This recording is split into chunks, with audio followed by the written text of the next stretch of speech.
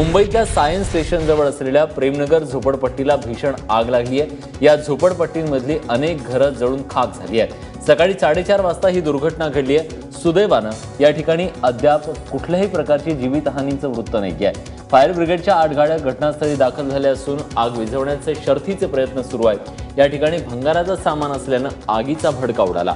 आगीचं नेमकं कारण अजून कळू शकलेलं नाहीये। तकलीफ बहुत हुई है, कपड़ा तक नहीं पहनने के रह गया है। अब यही जो क्या नाम है घर का पेपर सेपर ये सब थोड़ा बहुत जान पे खो के बचा लिए हैं और बाकी कुछ रह नहीं गया है। कोई इंजर्ड है? नहीं, हम सुरक्षित से निकाल लिए बच्चे लोग को। सामान सब नुकसान हुआ है, प्रॉपर्टी सब गया है। ये सब अपना जान निकाल के बाहर निकले हैं सब, और कुछ नहीं बचा हुआ है। आग जी होती 4:30 सुमारास सकाळी 7:30 लागलेला L3चा कॉल दिलेला आहे आणि आमचं आग विझवण्याचं काम चालू आहे। काही जीवितहानीची किमान अजून ती माहिती अजून पुढे आलेली नाहीये। आम्ही पोलिसांना चौकशी करायला सांगितलेली आहे। आपण 2 नंबरचा कॉल दिलाय, किती फायर टँकर? L3चा कॉल L3 कॅटेगरीचा कॉल दिलाय, जो जुने प्रमाणे 2 नंबरची वर्दी आहे। 8 फायर इंजिन आणि 8 ऑटो टँकर आमच्या आगीवर काम करतायत। नगरपालिका निवडणुकीच्या 3ऱ्या टप्प्यातल्या मतदानाला सुरुवात झाली आहे। 20 नगर परिषदा आणि 2 नगरपंचायतींसाठी थोड्याच वेळापूर्वी या मतदानाला सुरुवात झाली आहे। नांदेड जिल्ह्यातल्या 9 नगरपालिका आणि 2 नगरपंचायतींसाठी मतदान सुरू झालंय। नांदेडमध्ये नगरपालिकांच्या अध्यक्षपदासाठी 53 उमेदवार, नगरपंचायतीकरता 2 आणि नगरसेवक पदासाठी 793 उमेदवार आहेत। राज्यात भाजपची घोडदौड सुरू असली तरी नांदेड जिल्हा काँग्रेसचा बालेकिल्ला आहे। औरंगाबादमध्ये देखील 4 नगरपालिकांसाठी मतदान सुरू झालंय। भंडारा जिल्ह्यात 4 नगरपालिकांमध्ये तर गडचिरोली जिल्ह्यात 2 नगरपालिकांसाठी आज मतदान होत आहे। भंडाऱ्यामध्ये राष्ट्रवादीचे नेते प्रफुल्ल पटेल यांनी जोर लावलाय, तर गडचिरोली पालकमंत्री राजे अंबरीश यांची प्रतिष्ठा पणाला लागली। बातमी भाजपचे प्रदेशाध्यक्ष रावसाहेब दानवेंनी भर सभेत केलेल्या वादग्रस्त वक्तव्याची आहे। मतदानाच्या 1 दिवस आधीची संध्याकाळ खूप महत्त्वाची असते, कारण त्या दिवशी घरात लक्ष्मी येते। त्या लक्ष्मीचं स्वागत करा असं वादग्रस्त वक्तव्य भाजपचे प्रदेशाध्यक्ष रावसाहेब दानवे यांनी केलंय। पैठणमध्ये रावसाहेब दानवे आणि ग्रामविकास मंत्री पंकजा मुंडे यांची सभा झाली, त्यावेळी ते बोलत होते। दरम्यान आपण फक्त लक्ष्मीचं स्वागत करा असं बोललो असून लक्ष्मीचा स्वीकार करा असं म्हटलं नाही, असंही दानवेंनी सांगितलं। निवडणुकीच्या पहिली रात्र ही अत्यंत महत्वाची असते। कदाचित अचानकपणानं लक्ष्मी दर्शन सुद्धा निवडणुकीच्या अगोदर 1 दिवस होत असतं। त्यामुळं अशी लक्ष्मी जर घरी आली तर तिला परत करू नका, तिचं स्वागत करा। दादा, तुम्ही भाषणात आता लक्ष्मीबद्दल एक विनोद सादर केला आणि लक्ष्मी स्वीकारा असं लोकांना म्हणतात। लक्ष्मीचं स्वागत करा असं म्हणलं मी, स्वीकारा नाही म्हणलं। लक्ष्मीचं स्वागत करा असं म्हणलं। भयानक अशा स्वरूपाचं वक्तव्य भाजपाचे म्हणजे महाराष्ट्राचे अध्यक्ष करतात, ही अतिशय चुकीची गोष्ट आहे। निवडणुकीचा आचारसंहिता भंग करणारी आहे आणि म्हणून निवडणूक आयोगाने याची गंभीर दखल घ्यावी आणि त्यांच्यावर कारवाई करावी, अशा प्रकारची मागणी आमची राहणार आहे। भाजपची वाढलेली ताकद आणि भाजपचं मुंबई विकासासाठीचं विजन शिवसेनेला मान्य असेल तरच पालिकेत युती होईल असं वक्तव्य मुख्यमंत्र्यांनी केलंय। नागपूरमध्ये पत्रकारांसोबत अनौपचारिक गप्पांच्या दरम्यान मुख्यमंत्री बोलत होते। यावेळी त्यांनी पालिकेच्या गैरकारभारावरही नाराजी व्यक्त केली आहे। पालिकेच्या कारभारात पारदर्शकता असली पाहिजे असं त्यांनी म्हटलंय। MMRDAचं बजेट कमी असून कामं जास्त आहेत, मात्र महापालिकेचं बजेट एवढं अवाढव्य असून देखील काहीच कामं होत नाहीयेत असं म्हणत मुख्यमंत्र्यांनी शिवसेनेच्या कारभारावर टीका केली आहे। मुख्यमंत्र्यांनी शिवसेनेला युतीवरून इशारा दिल्यानंतर शिवसेनेचे पक्षप्रमुख उद्धव ठाकरे यांनी प्रत्युत्तर दिले। गेली 25 वर्ष शिवसेनेबरोबर राहिल्यावर शिवसेनेला संपवण्याचा प्रयत्न भाजपनं केला, मात्र शिवसेना आग आहे, आगीशी खेळ केला तर जळून खाक व्हाल असा इशारा शिवसेनेचे पक्षप्रमुख उद्धव ठाकरे यांनी दिलाय। यावेळी सुब्रमण्यम स्वामी यांनी शिवसेनेमुळेच मुंबई सुरक्षित असल्याचं म्हटलंय।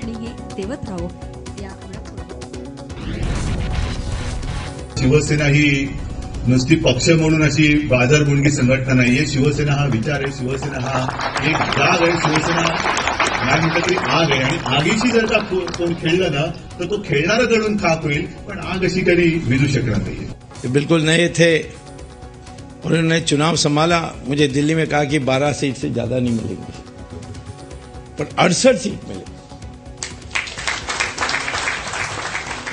और उनकी आयु के दृष्टि से लंबे इनका प्रवास है राजनीतिक, और मैं समझता हूं कि महाराष्ट्र उद्धव ठाकरे होने के कारण सुरक्षित है. राष्ट्रवादी काँग्रेसचे अध्यक्ष शरद पवार यांनी पंतप्रधान नरेंद्र मोदींवर जोरदार टीका केली आहे. मोदी इंदिरा गांधींना दोष द्यायला निघालेत. इंदिरा गांधींच्या सरकारनंतर देखील एनडीएचं सरकार आलं, मग त्यावेळी नोटबंदीचा निर्णय का घेतला नाही, असा सवाल शरद पवार यांनी मोदींना केलाय. काल भाजपच्या संसदीय समितीच्या बैठकीत नोटबंदीच्या संदर्भात एक किस्सा सांगून मोदींनी इंदिरा गांधींवर टीका केली. तसंच नोटबंदीनंतर जिल्हा बँकांवर आलेल्या निर्बंधांमुळे शेतकऱ्यांचं नुकसान होत असल्याचंही पवार म्हणाले. आज मोदी इंदिरा गांधींना दोष द्यायला निघाले, पण ती तुमच्या हातामध्ये सत्ता होती त्यावेळी तुम्ही का नाही केले? हा अत्यंत महत्त्वाचा निर्णय तुम्ही आज घेतला आणि त्याचं कौतुक करून घेता.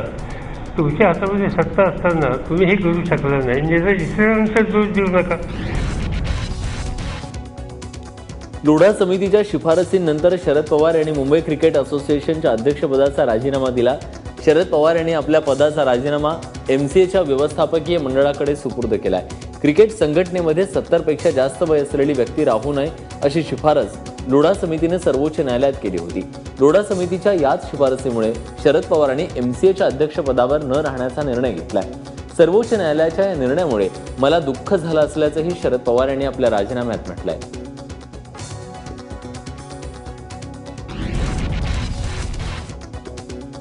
कल्याणमध्ये केंद्रीय मंत्री प्रकाश जावडेकर येणार म्हणून सुभाष मैदानावर हेलिपॅड तयार करण्यात आलं. मात्र मैदानात हेलिपॅडला विरोध केल्यानं कल्याणचा क्रिकेटर प्रणव धनावडेला पोलिसांकडून जबर मारहाण करण्यात आली. याबद्दल माहिती मिळताच शिवसेनेच्या कार्यकर्त्यांनी पोलीस स्टेशनमध्ये येऊन गोंधळ घातला. त्यानंतर पोलिसांनी प्रणव आणि त्याच्या वडिलांना सोडलं. या दरम्यान या प्रकरणी केंद्रीय मंत्री प्रकाश जावडेकर यांनी प्रणव धनावडेची पाठराखण केली आहे. मी कल्याणच्या कार्यक्रमाला हेलिकॉप्टर नाही तर कारनं जाईन. मैदानावर हेलिपॅड योग्य नाही असं देखील जावडेकरांनी सांगितलंय. तर पोलीस वाले आम्हाला बोले तुमचे नेट्स वगैरे बंद करा, प्रॅक्टिस नका करा इकडे. आम्ही बोललो चालेल. नेट्स वगैरे आम्ही काढले आणि काय मी 5-10 मिनिटात निघत होतो, स्ट्रेचिंग करून निघत होतो. तर तिकडून पोलीसवाले आले आणि आम्हाला एकदम म्हणजे ॲरोगेंटली बोलायला लागले की निघा इकडून. हात वगैरे उचलला आणि मग पोलीस स्टेशनमध्ये घेऊन गेले. मग तिकडे पण ते जे PI होते ते एकदम म्हणजे शिव्या वगैरे द्यायला लागले आम्हाला. म्हणजे शहापूर तालुक्यात मुंबई नागपूर समृद्धी महामार्गानजीक आजी-माजी सनदी अधिकाऱ्यांनी केलेल्या कथित जमीन खरेदीची SIT मार्फत चौकशी करा अशी मागणी काँग्रेस आणि राष्ट्रवादीनं विधान परिषदेत केली आहे. या प्रकरणी राष्ट्रवादीचे आमदार जयंत जाधव यांनी लक्षवेधी मांडली. 1995ला गडकरींनी नागपूर मुंबई रस्त्याची कल्पना मांडली. त्यानंतरच्या काळात आजी-माजी अधिकाऱ्यांनी प्रस्तावित हायवे नजीक मोठ्या प्रमाणात जमीन खरेदी केल्याचा आरोप आहे. दरम्यान या प्रकरणात मुख्यमंत्र्यांनी स्वतः चौकशीचे आदेश दिले.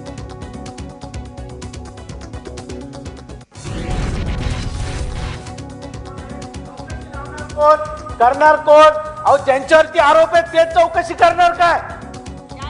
ज्यांनी जमिनी घेतल्या तेच चौकशी करणार काय? अरे लावलं काय? ज्यांनी जमिनी घ्यायच्या आणि तेच चौकशीला टाकले साहेब. आपण प्रश्न विचारा. सभापती महोदय, सभागृहाच्या वतीने टाकले साहेब आपण विचारताय. मग चौकशीचे निर्देश राहुल नारेकर. सातबाऱ्यावर ज्यांची नावं आहेत ही सगळी नावं अधिकारी आणि लोकप्रतिनिधींच्या नातेवाईकांची आहेत. असं जर होत असेल तर कुंपणात शेत खात आहे. कोणाच्या नेतृत्वाने करणार? कालावधी काय असेल आणि याच्यात दोषी आढळल्यास त्वरित कारवाई मंत्री महोदय. यामध्ये पुन्हा एकदा मी सांगतो, परवाच्या दिवशी मुख्यमंत्री महोदयांनी या बाबतीमध्ये घोषणा केली आहे आणि या विभागीय चौकशी वरिष्ठ अधिकाऱ्याच्या मार्फतच निश्चितपणे होईल आणि मुख्यमंत्री महोदयांशी बोलून त्यामध्ये टाइम फ्रेम आपण नक्की करून त्याच्यावर चौकशी करून कारवाई करू. नोटाबदली प्रकरणी रिझर्व्ह बँक ऑफ इंडियाच्या 2 कर्मचाऱ्यांना अटक करण्यात आली आहे. CBIनं बंगळुरूमधून अटकेची कारवाई केली आहे. तब्बल 1,99,00,000 रुपयांची नोटाबदली या कर्मचाऱ्यांनी करून दिली होती. नोटाबदली करून देताना 2000 आणि 100च्या नोटा या कर्मचाऱ्यांनी दिल्या होत्या. वरिष्ठ विशेष सहाय्यक सदानंद नाईक आणि रोख विभागातील विशेष सहाय्यक AK केविन अशी या अटक करण्यात आलेल्या कर्मचाऱ्यांची नावं आहेत. दोन्ही आरोपी कर्मचाऱ्यांना 4 दिवसांच्या पोलीस कोठडीत पाठवण्यात आले.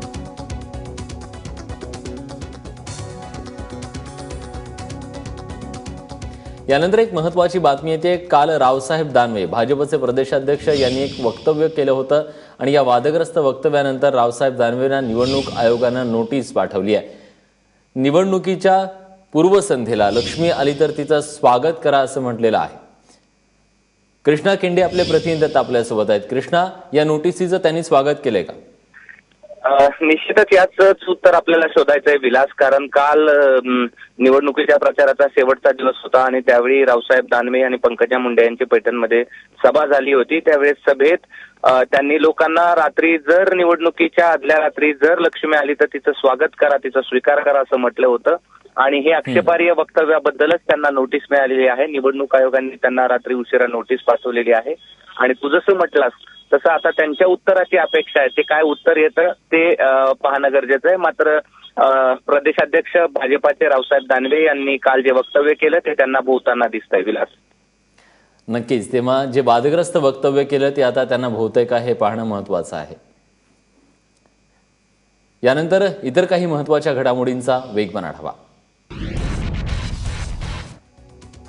मुंबईत सोन्या चांदीचा व्यापार करणाऱ्या 4 बड्या कंपन्यांवर छापे टाकण्यात आले. ईडी अर्थात अंमलबजावणी संचालनालयानं जवेरी बाजार परिसरात ही कारवाई केली आहे. बुलियन ट्रेडर्सशी निगडीत या 4ही कंपन्या आहेत. या 4ही कंपन्यांमध्ये नोटाबंदीनंतर 69 कोटी रुपये जमा झाले. मात्र हे 69 कोटी रुपये बोगस कंपन्यांच्या माध्यमातून आल्याचा संशय ईडीला आहे. त्यामुळे ही कारवाई केली गेली आहे. अद्याप या कंपन्या आणि त्याच्या मालकांचं नाव कळू शकलेलं नाहीये.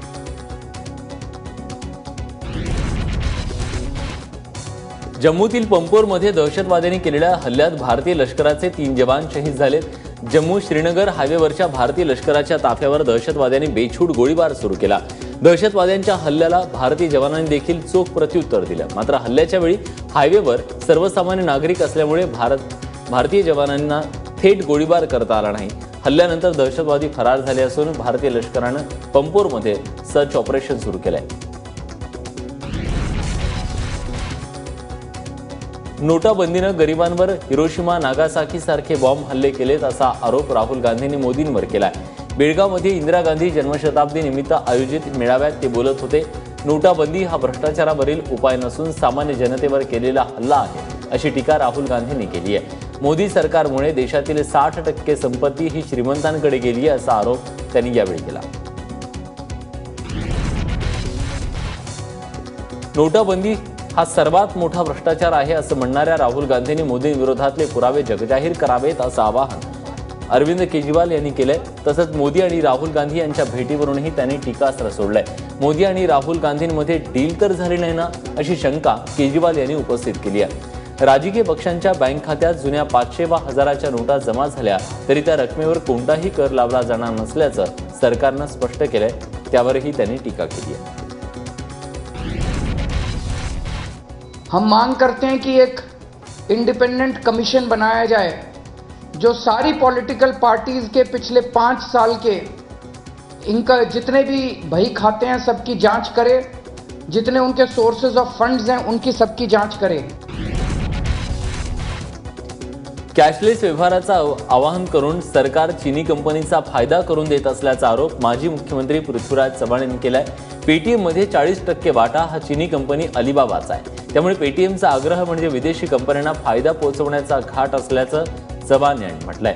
तसंच भाजपचा निवडणूक खर्च डेबिट किंवा क्रेडिट कार्डद्वारे पैसे काढून भागवला का असा सवाल त्यांनी उपस्थित केलाय.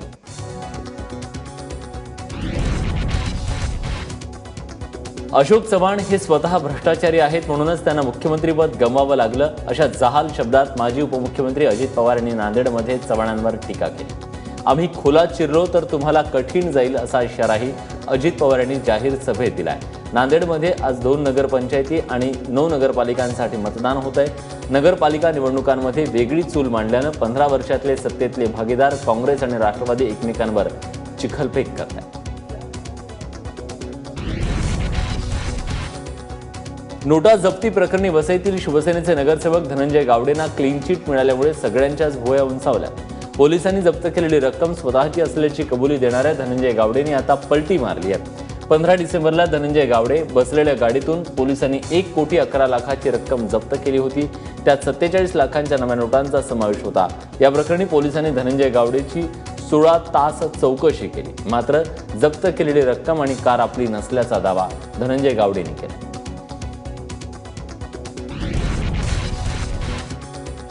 मध्य रेल्वेच्या दिवा स्थानकात जलद लोकलला थांबा मिळण्याचं दिवा स्वप्न अखेर पूर्ण होणार आहे. आजपासून दिवा स्थानकात जलद लोकल थांबणार आहेत. दिव्यात जलद लोकलला थांबा देण्याचा मुहूर्त अनेक वेळा टळला होता. त्यामुळे प्रवाशांच्या पदरी आलेली जी निराशा होती ती आता दूर होणार आहे. रेल्वे मंत्री सुरेश प्रभू यांच्या हस्ते या सेवेचा शुभारंभ होणार असल्याचं कळतंय. त्याचबरोबर राम मंदिर स्थानकासह अनेक प्रकल्पांचं रेल्वे मंत्री सुभाष प्रभू यांच्या हस्ते उद्घाटन होणार आहे.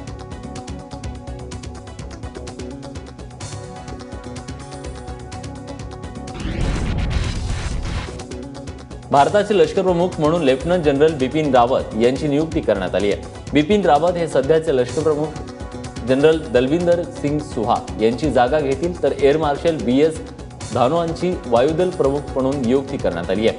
BS धनोआ हे एअर चीफ मार्शल अरूप रहा यांच्याकडून पदभार स्वीकारतील. गेल्या काही दिवसांपासून दहशतवाद्यांच्या कारवाया वाढल्यात. त्यामुळे दहशतवादाचा बिमोड करण्याचं एक मोठं आव्हान या दोन्ही अधिकाऱ्यांच्या समोर असणार आहे.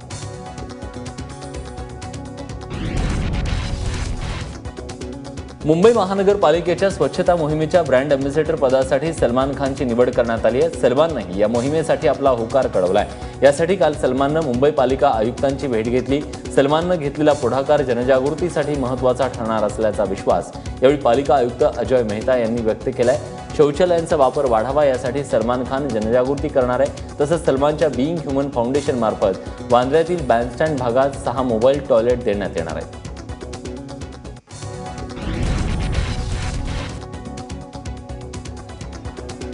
काळा पैसा रोखण्यासाठी भारताप्रमाणे व्हेनेझुएलानं नोटाबंदीचा निर्णय जाहीर केला. पण भारताप्रमाणे व्हेनेझुएलाच्या जनतेनं सरकारच्या निर्णयाला साथ दिलेली नाहीये. व्हेनेझुएलामध्ये या निर्णयाविरोधात हिंसक विरोध प्रदर्शन सुरू आहे. अनेक ठिकाणी जाळपोळीच्या लुटालुटीच्या घटना घडल्यात. व्हेनेझुएलात समाजवादी पक्षाचं सरकार सत्तेवर आहे. व्हेनेझुएलाचे राष्ट्राध्यक्ष निकोलस मडुरो यांनी 100 बोलिव्हर बिल ही जी सर्वोच्च नोट होती ती चलनातून रद्द केली. तिकडे ऑस्ट्रेलियन सरकारही भारताप्रमाणेच नोटाबंदीचा निर्णय घेण्याची शक्यता आहे. देशातील काळ्या अर्थव्यवस्थेचा कणा मोडण्यासाठी $100ची नोट चलनातून बाद करण्याबद्दल सध्या ऑस्ट्रेलियामध्ये विचार सुरू आहे. ऑस्ट्रेलियाच्या एकूण GDPच्या तुलनेत काळी अर्थव्यवस्था 1.5% इतकी आहे. कर चुकवेगिरी होते. शिवाय प्रामाणिकपणे कर भरणाऱ्यांवर अन्याय होत असल्यानं नोटाबंदीचा निर्णय घेतला जाईल. रोखीनं होणाऱ्या मोठ्या रकमेच्या व्यवहारांवर बंदी घालण्याची चाचपणी सध्या सुरू आहे.